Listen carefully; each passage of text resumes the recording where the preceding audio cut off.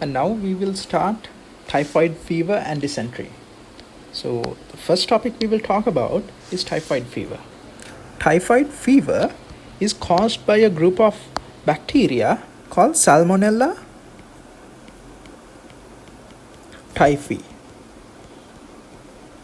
So this causes a disease called enteric fever.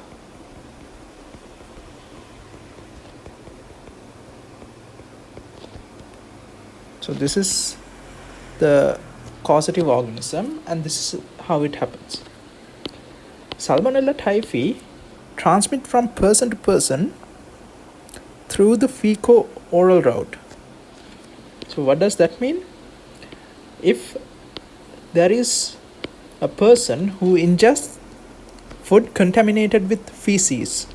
Now if you take a closer look, you will see, this is microscopic even though I'm drawing it, you will see rod-shaped bacteria.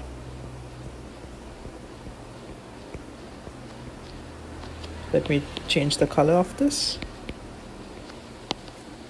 So I will be using green for this. What happens is, it will enter the person, and as you know, all food must pass through the stomach. So what happens here is, these must enter and pass the stomach. Now the problem is, Salmonella typhi is susceptible to stomach acids. What does that mean? So the acids will destroy the typhoid bacteria. What needs to happen is, a large inoculum, a large amount of bacteria must enter so that it can overcome the defense. In the sense, part of it can somehow escape into the small intestine. So part of it will go all the way to the terminal ileum. Where is the terminal ileum? It is the part which joins with the large intestine. So this will come here. Is the appendix. Now this disease is a disease of the terminal ileum of this region. Dysentery is of the large intestine, the cecum area. So what happens here is, the bacteria will come. The bacteria will come and it will invade the mucosa. So in this region, we have a structure called Peyer's petals or Peyer patches. So this is the epithelia.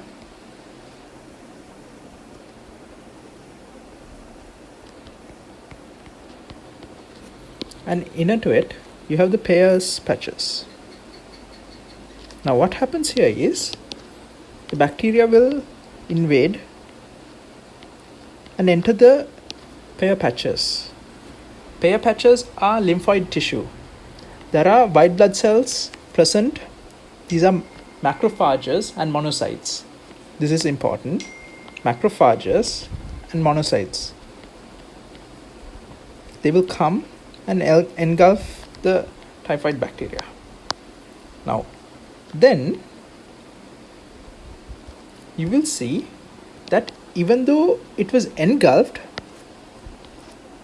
so if this is a bacteria, if this is a macrophage, you will see that it is present inside a vacuole. Anything that's taken in is present inside a vacuole. But it is able to resist phagocytosis. What does that mean? It is able to prevent itself being destroyed by the lysosomes.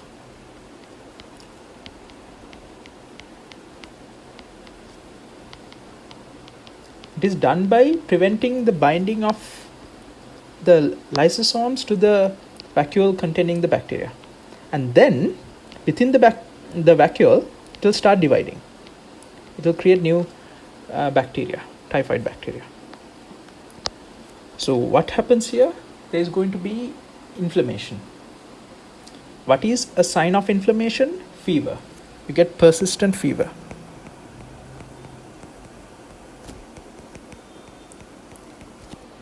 These can affect the nerves. These can irritate the nerves which are present, and that can lead to intoxication of the nerves because of the substances it produces. Next, it can go from these are lymphoid tissues, so they will be connected. Now if you check here, you will see that this is the mesentery. This region is called the mesentery. This is the mesentery, and that has a lot of lymphatic vessels, lymph nodes, lymphatic vessels. So what happens is, these bacteria, the macrophages, can enter lymphatics and travel around the body. Especially these will travel to the spleen. What happens in the spleen is there will be splenomegaly. There's going to be an attempt to destroy the bacteria, but because of its resistance against it, there will be splenomegaly. We also get these symptoms: a relatively slow pulse,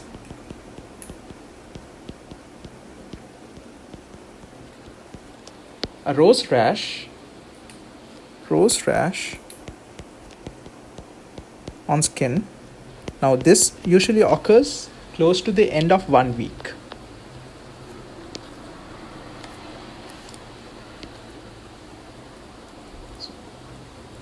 So let me draw a human body, and okay, I'll just use this here. It's a red rash in the trunk region.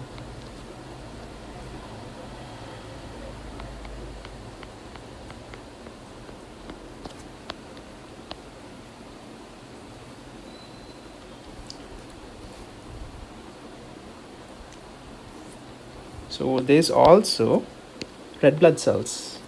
You get red blood cells coming out, and these red blood cells will also be destroyed by the macrophages.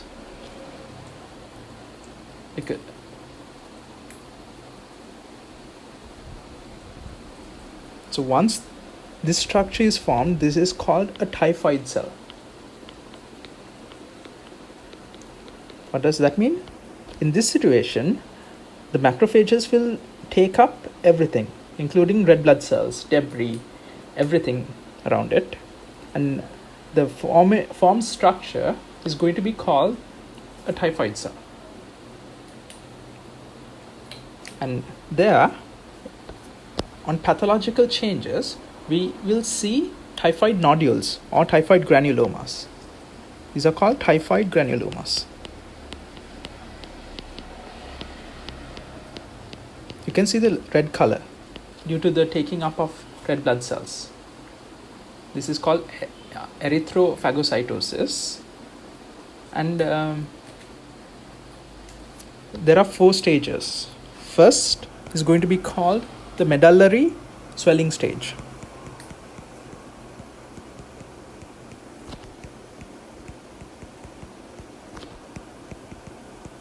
Next, there will be necrosis, necrotic stage. Next, there will be ulcers formed, ulcerative stage.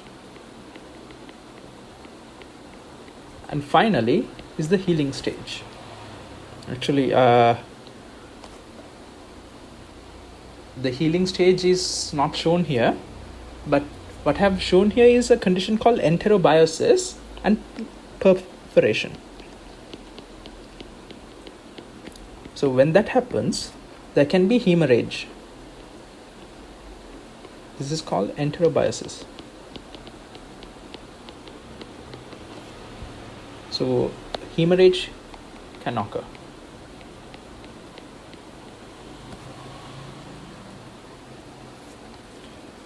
Now, as I said, over here, these macrophages will travel to the spleen. It can not only go there, it can go to other organs, such as the lungs. So when it goes to the lungs, it can cause lung inflammation.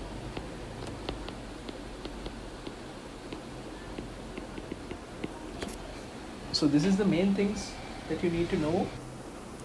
Next, we will talk about dysentery, and we will first discuss the 4 organisms that cause dysentery. First, it's Shigella dysentery.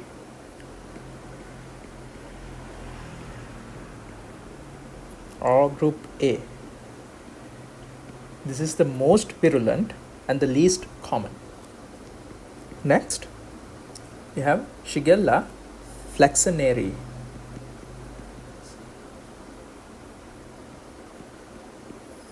Group B. This is the intermediate. Shigella boydii, or group C. And finally, Shigella sonei. Shigella sonei, group D. This is the mildest and the most common type. Next, the pathogenesis. So this is a bacteria which will enter our body again from the fecal-oral route. So contaminated feces will have the bacteria, also a rod-shaped bacteria. This will enter into the body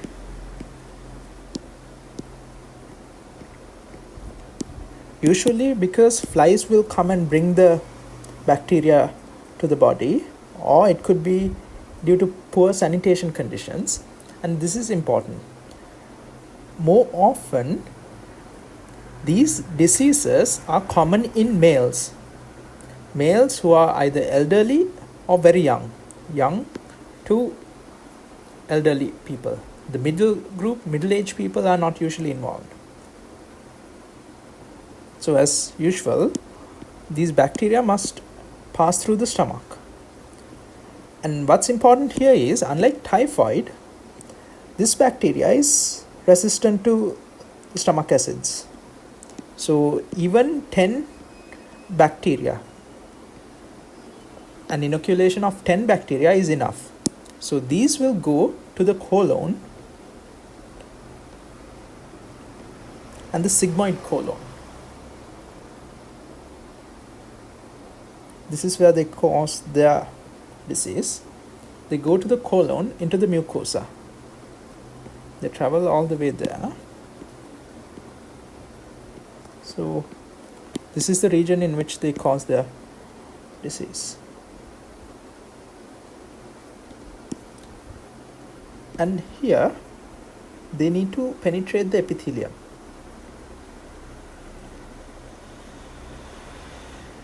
This is done through, now as you know, there's mucus and everything. There's a type of cells called M cells. So they will penetrate through these M cells and enter the enterocytes.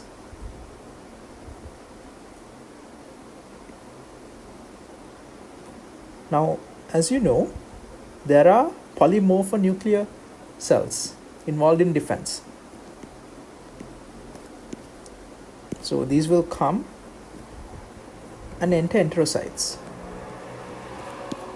Then we have the polymorphonuclear cells. There will be proliferation of these cells. PMN proliferation. These are enterocytes. In these cells, the bacteria will divide. And they will release 3 types of toxins. The first type is called, they are under 2 groups. One is exotoxins, the other one is endotoxins. Endotoxins are what is present in the bacteria itself.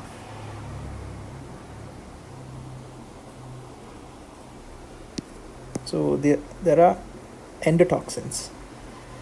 We take the two types of toxins, endotoxins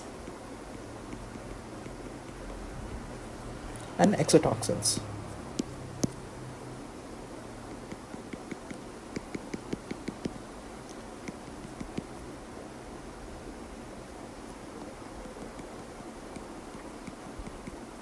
Now the endotoxins are released upon autolysis.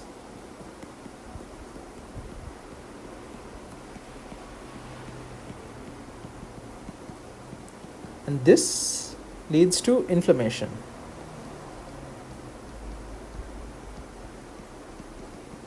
While the exotoxins are produced, there are two groups. One is called an enterotoxin. So these are what causes the symptoms such as diarrhea and all other enteric symptoms. The other type is called cytotoxins.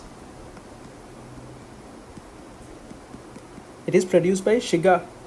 It's also called Shiga toxin and produced by S. Dysentery.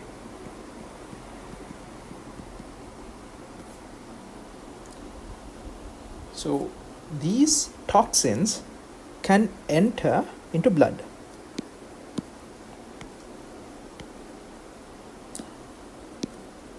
These toxins can enter into blood, and this is called toxemia. These toxins can destroy these cells, causing ulcer formation.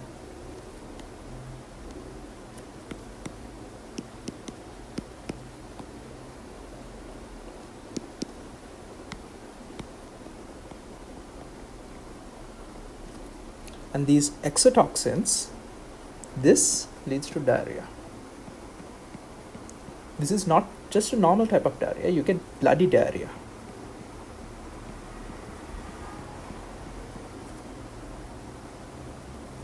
Now, what you need to know is, there is going to be a pseudomembrane formed. What is a pseudomembrane? We learn it in diphtheria, but basically it is, in this case, a lot of cellulose is going to be released.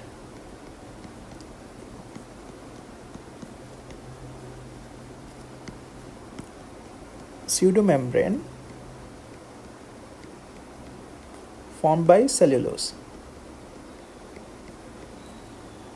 So in a clinical picture, what we get is, there is going to be first abdominal pain.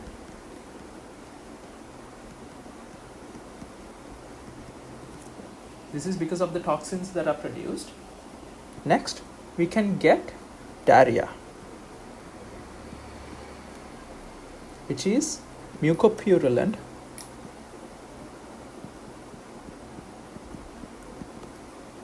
bloody diarrhea.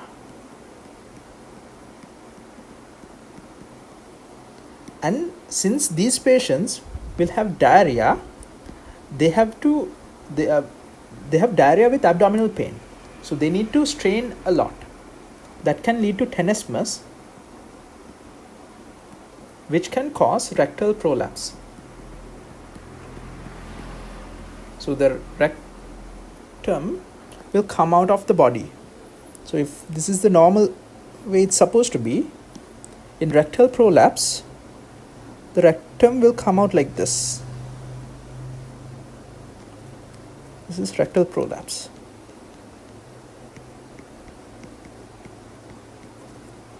This is due to tenesmus, that is straining.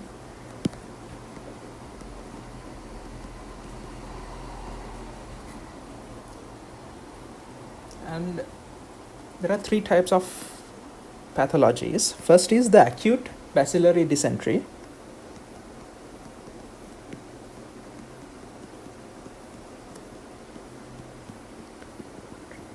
Next is chronic bacillary dysentery. And finally, there is poisoning bacillary dysentery.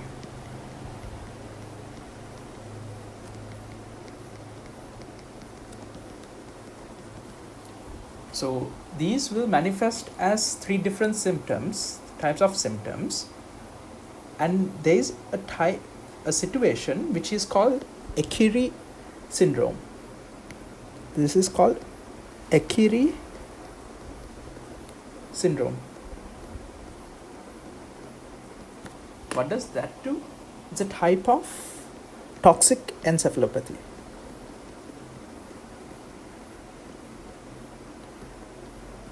Similar to buildup of urea in the body,